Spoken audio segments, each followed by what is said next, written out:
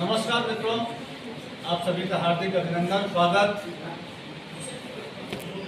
आज की इस पत्रकार वार्ता में उपस्थित प्रदेश कांग्रेस के वरिष्ठ प्रवक्ता आदरणीय सुरेंद्र शर्मा जी, रायपुर नगर निगम के पूर्व महापौर सभापति आदरणीय प्रमोद दुबे जी, कांग्रेस के वरिष्ठ नेता आदरणीय ज्ञानेश शर्मा जी, पार्षद भाई प्रमोद मिश्रा जी, आदरणीय आकाश तिवारी जी, रितेश त्रिपाठी जी, प्रदेश कांग्रेस के प्रवक्ता आदरणीय सुरेंद्र वर्मा जी, वरिष्ठ प्रवक्ता आदरणीय धनंजय ठाकुर जी, आप सभी का हार्दिक स्वागत अभिनंदन। साथियों, रायपुर शहर दक्षिण विधानसभा का उपचुनाव चल रहा है। यहाँ बैठे हुए तमाम नेता किसी न किसी वार्ड में लगातार जनता के बीच में सतत सक्रिय हैं और कुछ नेता ऐसे हैं जो पूरे विधानसभा में सतत जनता के संपर्क में हैं, जनसंपर्क कर रहे हैं, लोगों के बीच में बैठ रहे हैं, लोगों की राय जान रहे हैं। आदरणीय प्रमोद दुबे जी, ज्ञानेश शर्मा जी, मिश्रा जी, तिवारी जी, त्रिपाठी जी लगभग हर वार्डों में जनता के बीच में जा रहे हैं जनसंपर्क के माध्यम से। एक कॉमन चीज निकल के सामने आई दक्षिण विधानसभा में कि पिछले 8 बार से आदरणीय ब्रिजमोहन अग्रवाल जी वहाँ पे विधायक के रूप में प्रतिनिधित्व कर रहे हैं, लेकिन दक्षिण विधानसभा विकास के नाम से शून्य है। वहाँ पे मूलभूत सुविधाओं का अभाव है, सड़क, पानी, बिजली जैसी समस्याओं का अभाव है। यहाँ पे बैठे हुए हमारे तमाम साथी नगर निगम के अनेक बार के पार्षद हैं, शहर के विकास में इनका बहुत ही महत्वपूर्ण योगदान रहा है। पिछले कुछ दिनों पहले भारतीय जनता पार्टी के कुछ पार्षदों ने पत्रकार वार्ता लिया था और पत्रकार वार्ता लेकर यह दावा किया था कि रायपुर दक्षिण में 5000 करोड़ से अधिक के विकास कार्य हुए हैं। इस दावा को किए लगभग 1 सप्ताह से अधिक हो गया और 1 सप्ताह के बाद आज हम सब इस दावे पे सवाल खड़ा कर रहे हैं। उसका कारण यह था कि 1 सप्ताह से अधिक समय से जब जनसंपर्क में हमारे तमाम वरिष्ठ नेता जा रहे थे तो जनता से इन 5000 करोड़ के विकास की हकीकत पूछ रहे हैं। भैया, पिछले 8 साल में 30-35 साल में माननीय ब्रिजमोहन जी ने आपके यहाँ कौन सी सड़क बनाई, कौन सा फ्लाईओवर बनाया, कौन सा ऐसा विकास के पैमाने गढ़े जो 5000 करोड़ रुपये जहाँ पे खर्चा हुआ। तो उनके पूरे के पूरे दावे भारतीय जनता पार्टी के पार्षदों के कोकिले साबित। इसी संबंध में आज की प्रेस वार्ता में हमारे चेयरमैन साहब आदरणीय सुश्री राणा छोटा जी, वरिष्ठ प्रवक्ता और कांग्रेस के नेता आदरणीय सुरेंद्र शर्मा जी, लोक आयोग के पूर्व अध्यक्ष एवं पीडब्ल्यूडी विभाग के चेयरमैन आदरणीय ज्ञानेश शर्मा जी, हमारे जोन 9 के अध्यक्ष और पार्षद आदरणीय प्रमोद मिश्रा जी, आदरणीय सुरेंद्र वर्मा जी, आदरणीय मेयर काउंसिल के सदस्य आकाश तिवारी जी, मेयर काउंसिल के सदस्य आदरणीय रितेश त्रिपाठी जी, आदरणीय धनंजय वर्मा जी। भारतीय जनता पार्टी के नेताओं के द्वारा बिना मन के प्रेस कॉन्फ्रेंस शुरू से उनके नगर निगम के नेताओं से लेवाया जा रहा है। उनका एक बूंद मन नहीं था प्रेस कॉन्फ्रेंस लेने का, क्योंकि वो अपने नेताओं की हकीकत जानते हैं कि उनके नेता के घर में जो सवेरे 6 बजे गाड़ी वाला आया घर से कचरा निकाल की जो गाड़ी आती है उसकी शुरुआत हमने 2015 में शुरू की। देश का सबसे ऊंचा झंडा 82 मीटर का झंडा इस शहर में मेरे कार्यकाल में लगा। तेली बांधा का तालाब, नरैया तालाब, कटोरा तालाब, लगभग 12-15 जो रायपुर शहर की पहचान जिन तालाबों से थी।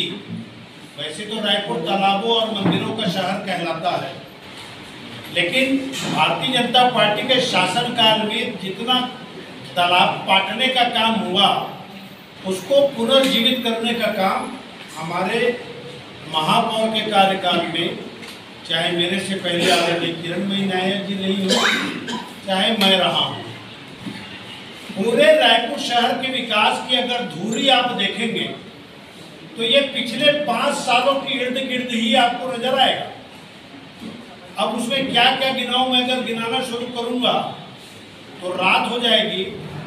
कि अंत में आपने खूबसूरत लाइब्रेरी अभी देखी होगी तक्षशिला, जो मेरे जोन के बाजू में है, जोन नंबर 4, जहां 600 छात्र छात्राएं पढ़ते हैं। पुस्तक को हमने बनाया छात्र छात्राओं के लिए। हमने तालाबों को बचाने के लिए विसर्जन कुंड बनाया, जिसको नेशनल ग्रीन ट्रिब्यूनल ने इनाम दिया। लगभग 12 से 15 बार इन्हीं की केंद्र की सरकार ने रायपुर नगर निगम को बहुत अच्छे कार्यों के लिए समय समय पर इनाम दिया। अब जो प्रेस कॉन्फ्रेंस ले रहे थे वो सच बोल रहे हैं कि ऊपर वाले जो हमारे कार्यकाल में हमको इनाम दिए वो सच बोल रहे हैं। इसको पहले डिफाइन करना चाहिए।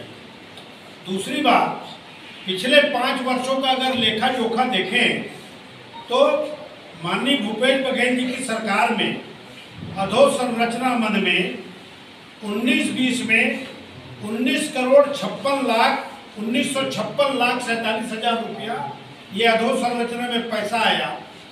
580,38,000 रुपया राज्य सरकार ने अपनी ओर से अतिरिक्त दिया। 20-21 में 4,286,83,000 रुपया मिला। राज्य सरकार की ओर से भूपेश बघेल जी ने 432,43,000 रुपया दिया। 21-22 में जब कोरोना का काल था, उसके बावजूद राज्य सरकार ने, जब किसी राज्य में राज्य सरकारों ने पैसा नहीं दिया था, उस समय में भूपेश बघेल जी की सरकार ने 5,677 लाख रुपया और 64,000 रुपया ये अधोसंरचना में दिया। और राज्य प्रवर्तित योजना के अंतर्गत 464,29,000 रुपये दिया। 2023-24 में 22,374 लाख रुपया 98,000 और राज्य प्रवर्तित योजना से अलग से राशि रायपुर नगर निगम के लिए 619,95,000 रुपया दिया। ये तो मैं कहूँ जो प्रथम बार में दिया गया। द्वितीय बार में फिर से दिया गया 7,863,72,000 रुपया और भूपेश बघेल जी ने अलग से रायपुर नगर निगम को 701,13,000 रुपये दिया 19-20 में। 20-21 में इसी प्रकार 7,390,26,000 रुपया राज्य प्रवर्तित योजना की ओर से रायपुर नगर निगम को अलग से 392,05,000 रुपया। 21-22 में 4,653,08,000 रुपया राज्य प्रवर्तित योजना की ओर से भूपेश बघेल जी ने रायपुर नगर निगम को 163,17,000 रुपये दिया। 2022-23 में 3,331,61,000 रुपया और रायपुर नगर निगम को मुख्यमंत्री जी ने, तत्कालीन मुख्यमंत्री जी ने 558,78,000 रुपया फिर दिया। और 23-24 में फिर से उन्होंने 20,274 लाख रुपया 83,000 और राज्य प्रवर्तित योजना से अलग से रायपुर नगर निगम को 353,63,000 रुपया, कुल मिलाकर के लगभग 900 करोड़ रुपया ये को अकेले रायपुर नगर निगम को मिला। अब कहीं इनके 15 साल के सरकार से उस पैसे को जोड़ ले तो ये पैसा ऐसा लगता है कि कहाँ खर्चा हुआ, शायद ये तथ्यात्मक रूप से नहीं बता पाएंगे। क्यों? क्योंकि इनके शासनकाल में बिजली का बिल जो नगर निगम का आता था उसको भी राज्य सरकार पटाती थी। उस समय जब सुनील सोनी जी महापौर थे, उस समय रायपुर नगर निगम कर्ज में डूबा हुआ था। हमने आत्मनिर्भर बनाने का काम किया इस रायपुर नगर निगम को। अगर वो आमने सामने बैठ जाएं तो आप उनसे जरूर पूछिएगा कि रायपुर नगर निगम के जो कर्मचारी अधिकारी रिटायर होते थे वो भी राज्य सरकार की ओर मुंह ताकते थे। जब हमारे नगर निगम में जब हमारी परिषद बैठी, उसके बाद से आप फिल्टर प्लांट का पूरा बिजली बिल हम पटाते हैं, कर्मचारियों का वेतन, उनका मेडिकल भुगतान, उनका पेंशन, ये सारी की व्यवस्था हम लोगों ने रायपुर नगर निगम के माध्यम से की। अब मैं विकास कार्य की जब बात कर रहा था तो आपके सामने में सांच को आंच किया, आपने अपनी आंखों से देखा है। पूरे लोग जो हैं, कुछ लोग नए हो सकते हैं, लेकिन लगभग पत्रकार इस बात को जानते हैं कि भाटा गांव के बस स्टैंड किसके कार्यकाल में बना, जवाहर बाजार किसके कार्यकाल में बना, मल्टी लेवल पार्किंग किसके कार्यकाल में बना, 74 गार्डन किसके कार्यकाल में बना, ओपन जिम किसके कार्यकाल में लगा, जवाहर बाजार किसके कार्यकाल में बना, नालंदा किसके कार्यकाल में बना। ये ऐसे कैसी सैकड़ों चीजें हैं जो पिछले 5 सालों में और इन सालों में हमने बना करके रायपुर शहर में, और सबसे बड़ी बात जिसका ये मजा ले रहे हैं, स्मार्ट सिटी, उस स्मार्ट सिटी के लिए डीपीआर जो बना था वो मेरे कार्यकाल में हम लोगों ने नगर निगम के माध्यम से वो 100 शहरों में रायपुर शहर अगर स्मार्ट सिटी बना वो हमारे कार्यकाल में है, जिसका ये मजा उड़ा है।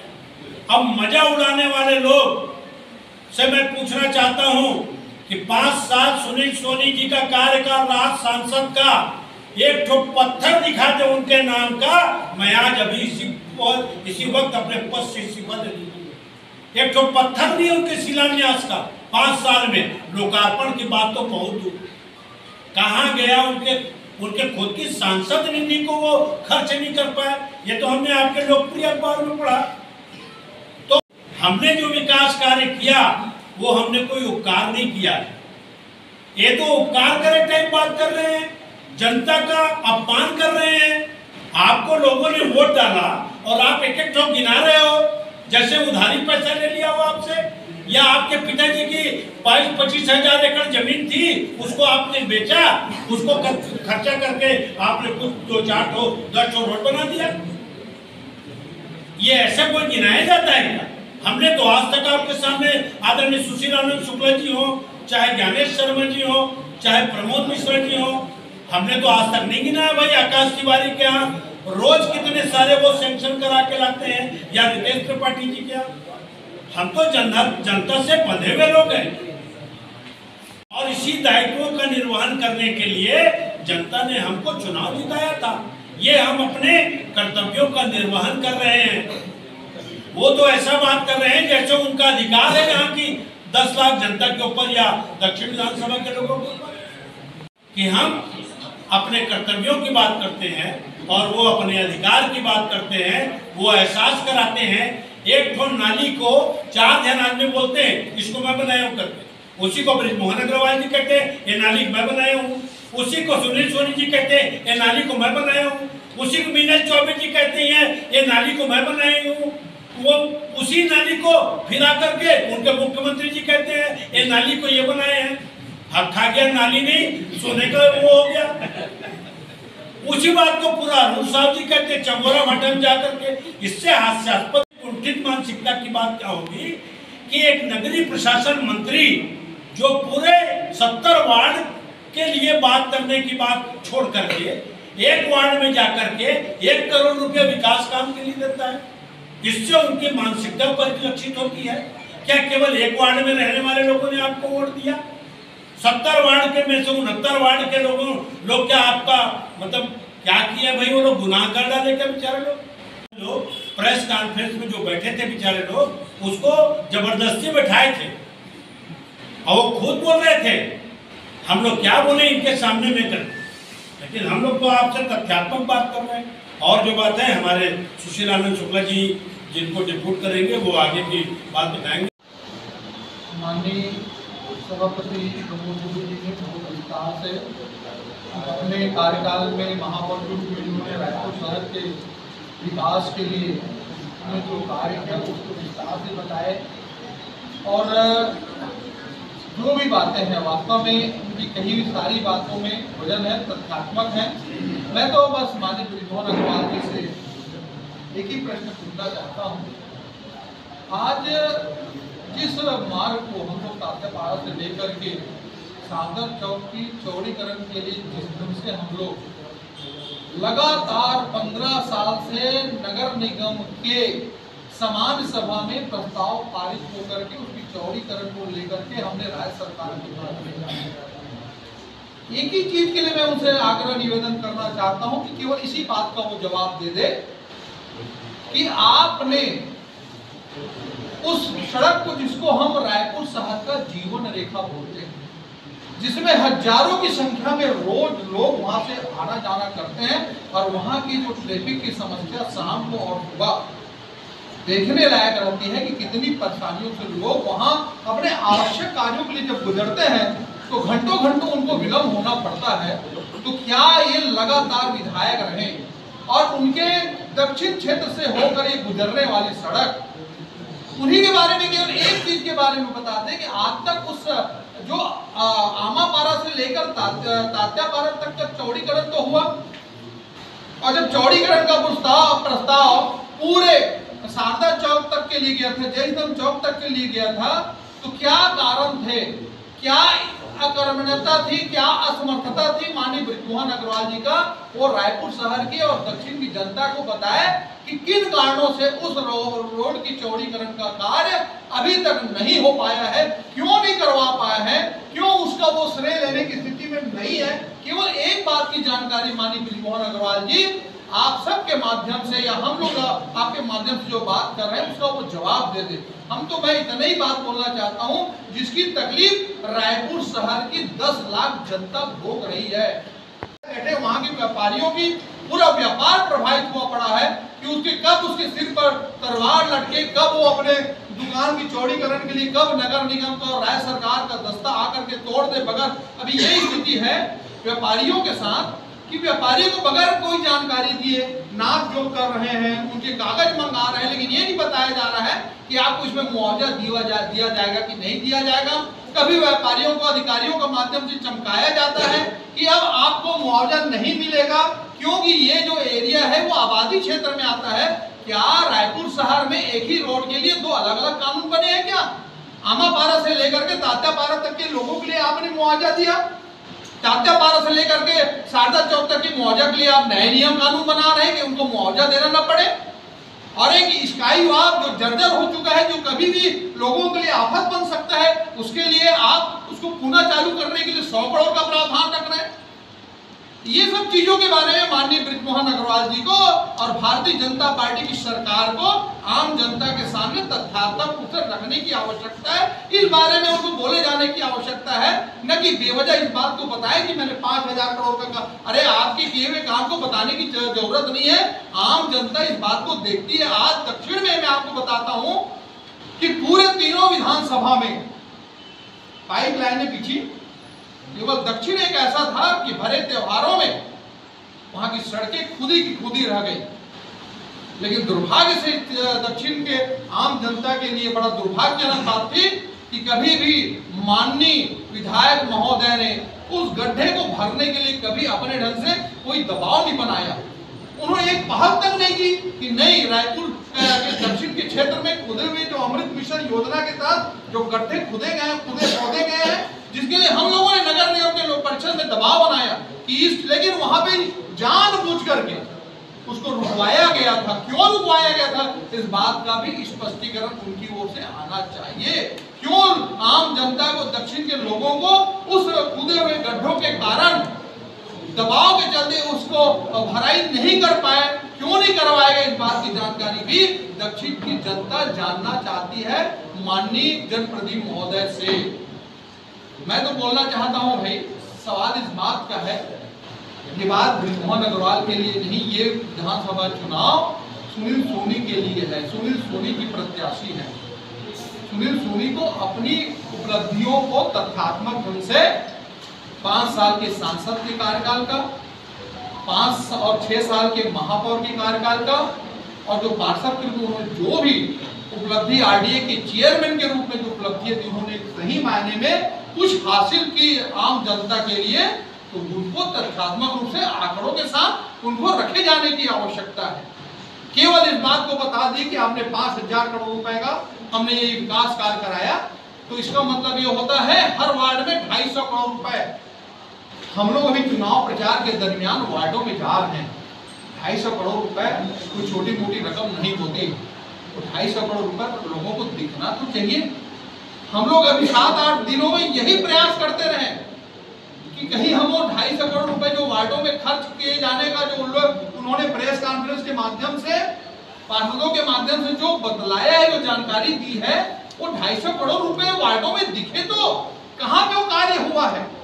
और आज ये जो प्रेस वार्ता बुलाई गई है, वो शायद इसी तथ्यात्मक बातों को आपके सामने रखे जाने के लिए बुलाई गई है। और बहुत ही विस्तार से माननीय सभापति महोदय ने आपको बहुत अच्छे ढंग से जानकारी दी है। मुझे ऐसा लगता है कि इस परिप्रेक्ष्य में और कहीं ज्यादा जवाब देने, जब से बचपन से जान रहे हैं तब से यहाँ भारतीय जनता पार्टी के सांसद और मंत्री बने। एक तो रायपुर में अंडरग्राउंड नाली नहीं बना पाए लोग। अमेठी और रायबरेली तक के जहाँ 2 लाख का पॉपुलेशन है, जनसंख्या है, वहाँ अंडरग्राउंड नाली है। हमने इनसे कहा मात्र 1100 करोड़ उस समय था, 852 करोड़ रुपये। इतने सारे सांसद निकल गए। सुनील सोनी जी तो कब आए कब निकल गए ये तो किसी को नहीं, आंधी की तरह आए और तूफान की तरह चले।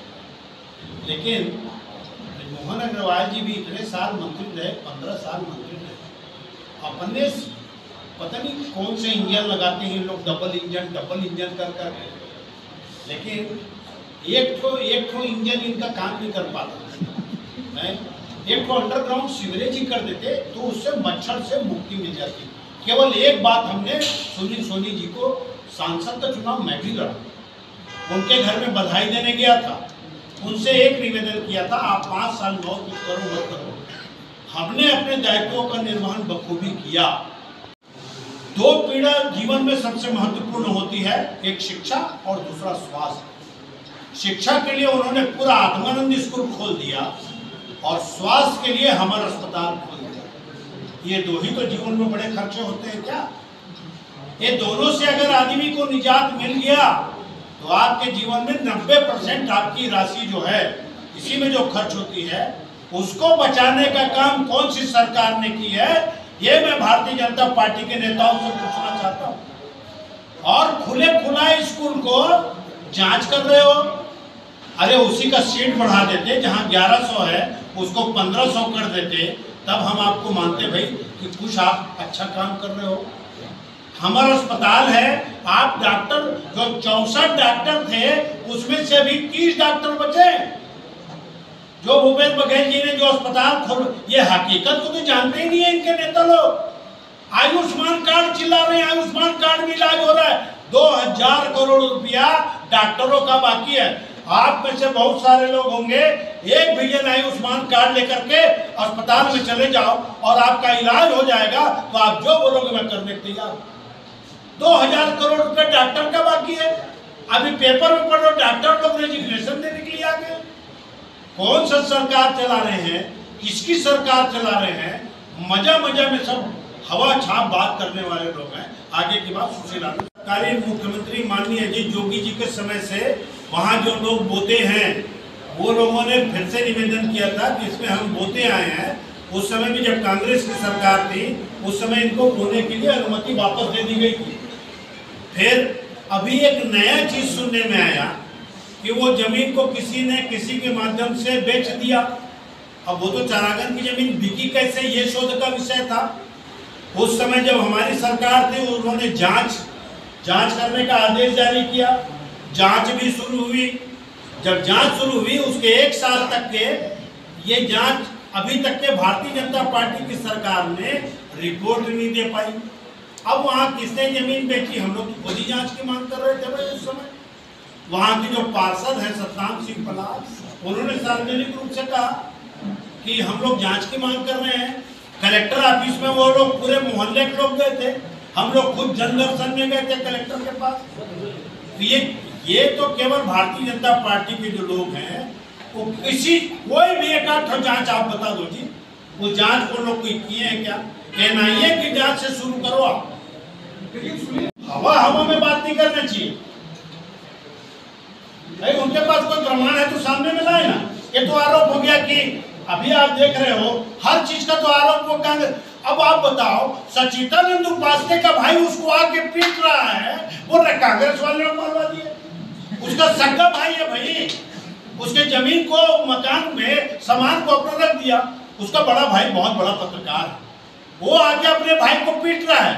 और हद हो गई भाई, सचिदानंद उपाध्याय जी के लिए कांग्रेस की इशारे मार रहा है। सगा भाई उसी पेट से जन्मे दोनों भाई।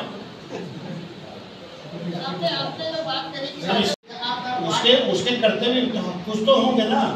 सांसद लगातार, रायपुर के सांसद लगातार भाजपा के बन रहे हैं, लगातार विधायक भाजपा के बन रहे हैं। हर काम को, ये तो हर काम को पार्षद के भरोसे में छोड़ना चाहते हैं। स्ट्रीट लाइट बन तो पार्षद, रोड बनाएगा तो पार्षद। तो तुम क्या लड्डू खाओगे भाई? तुमको भी तो जनता ने वोट दिया क्या? आप अपनी जिम्मेदारियों का निर्वहन कर ही नहीं रहे हो। वो तो करना चाहिए ना। खाली चुनाव के चुनाव आ जाते हैं, हाथ हिलाते। सरकार की उपलब्धि आपको दक्षिण विधानसभा में बस स्टैंड बता दिया, आपको भाटा गांव में है। नरैया तालाब में बता दिया आपको। कटोरा तालाब तो आपको भी मालूम होगा। उस तालाब को इनके तत्कालीन माननीय मुख्यमंत्री जी रमन सिंह साहब आए थे तो पूछे मेरे से, यहाँ तालाब भी था? मैंने बोला नहीं, यहाँ तालाब ही था। पूछ लेना। जितने उद्यान है जिसको रायपुर विकास प्राधिकरण ने खाली छोड़ दिया था, सारे उद्यानों को मैंने बनाया। 11 के 11 उद्यान। अभी जब मैं जिस वार्ड से हूँ वहाँ 4 उद्यान और भी बनाया। 15 उद्यान से लेकर के अग्रोहा तक के। कई लाख करोड़ रुपए का काम भूपेश जी के माध्यम से करने की बात कही कांग्रेस के इस कार्यकाल में। तो मैं ये जानना चाहता हूँ कि जनता ने भी कांग्रेस की सरकार को हटा क्यों दिया? देखिए वो उनका कई बार क्या होता है, आप लोग विकास किए, इतने सारे करोड़ रुपए का विकास हुआ, आपने बताया, आपसे मैंने नोट भी किया, लेकिन आपकी सरकार को क्यों हटा दिया प्रदेश से? मृग मरीचिका समझते हैं ना। मृग मरीचिका कई बार क्या होता है, हिरण ना प्यासा समझ के वो बहुत गहरे। 5 साल में प्यास खत्म हो गई। भारतीय जनता पार्टी एक झूठ और प्रोपेगेंडा की पार्टी। पहले प्रमोद जी को पूरा कर लीजिए। नहीं, मैं पूरा करना।